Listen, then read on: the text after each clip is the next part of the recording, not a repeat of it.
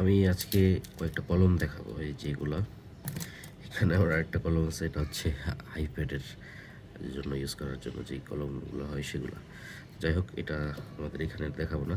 আমাদের মেইনলি হচ্ছে এই যেই কলমগুলো, এটার দাম হচ্ছে 5 টাকা।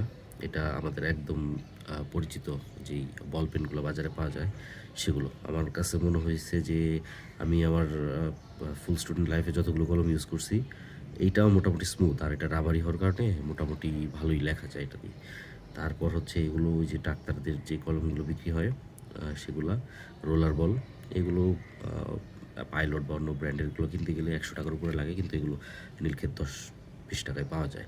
তো সেগুলো।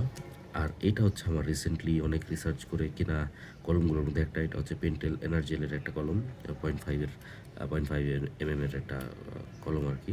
আর এটা হচ্ছে আমার দেখা সবচেয়ে মানে ইউজ করার পর সবচেয়ে ভালো মনে হয় একটা কলম। এটা হচ্ছে বলা যায় পৃথিবীর মধ্যে যে ভালো কলমের ব্র্যান্ডগুলো আছে, পাইলট তার মধ্যে একটা, সেই পাইলট ব্র্যান্ডের একটা কলম। তো আমি দেখাবো যে আসলে আমি কেন কলম নিয়ে একটু রিসার্চ করতেছি আর কেন এগুলো থেকে সুইচ করার চেষ্টা করতেছি। তো আপনারা জানেন যে মোটামুটি আমরা যে কলমগুলো ইউজ করি সেগুলো মূলত আমরা মোটামুটি এরকম খাতাই ইউজ করি। এরকম খাতা কোয়ালিটি মোটামুটি এরকম হয়, কিন্তু আমাদের পরীক্ষার খাতাটা একটু এর থেকে মোটা হয়। তো সেটা 1 পয়েন্টের উপরে হয়, আর এটা অবশ্যই 1 পয়েন্টের নিচে।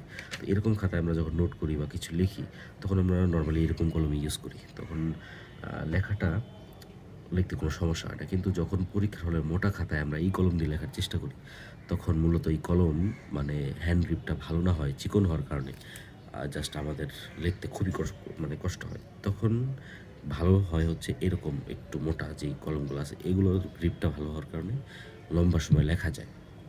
সেম কথা এই যে এটাও, কিন্তু এটাও আবার এরকম মোটামুটি চিকন একই রকম। তো এইগুলো দিয়ে লং টার্ম লেখা যায়, আর প্লাস এটা হচ্ছে জেল।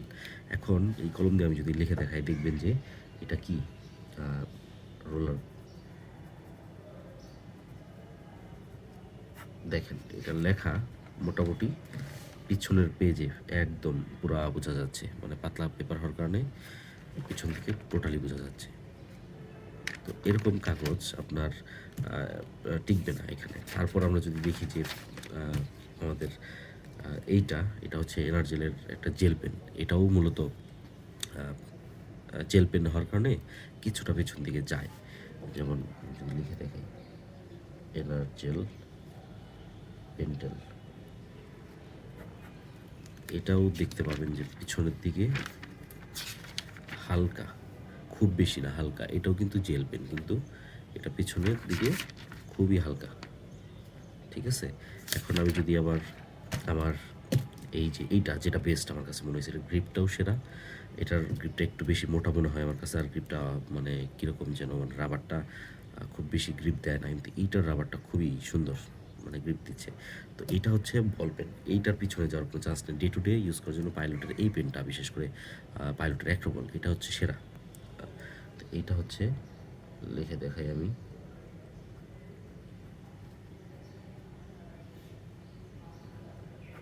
দেখেন নিচের লেখাটা উপরের লেখা থেকেও কম বোঝা যাচ্ছে, একদম অলমোস্ট আমাদের নর্মাল যে ডে টু ডে বল পয়েন্টগুলো, যেরকম এই যে আমার ম্যাটাডোরের এই পিন পয়েন্টটা, সেটাও এরকম।